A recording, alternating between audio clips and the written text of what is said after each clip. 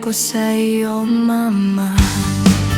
Lahat ng hindi mo naranasan, yung mga biyahe na tinanggihan mo dahil wala kang pamasahe, yung mga sapatos na hinawakan mo sandali pero ibinalik mo rin sa estante, o yung pagkaing hindi mo pinili dahil tingin mo mahal at hindi natin kayang mapili. Maniwala ka, darating din tayo sa puntong hindi na natin kailangang manghinayang, magsisi at magkaroon ng mga bagay na akala natin dati pang mayaman lang. Hindi ko akalaing darating ako sa puntong wala nang lutong uuwian, wala nang kusinang babalikan. Wala nang ate, kaya na, mainit pa yan.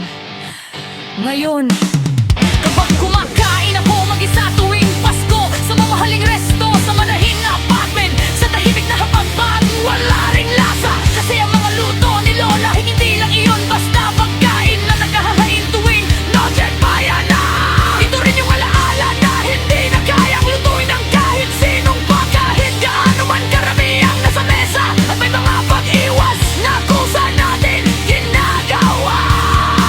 Hindi dahil sawa na tayong makinig at umundaluin,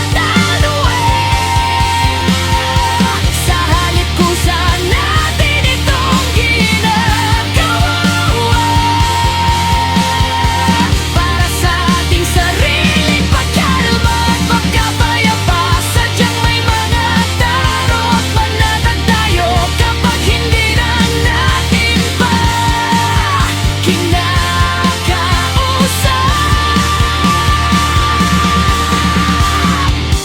Hindi po ako nihiling ng sobra. Alam ko pong hindi pa ito ang panahon ko. Kaya kung pwede po sana, kahit yung pangarap ko muna para sa kanila.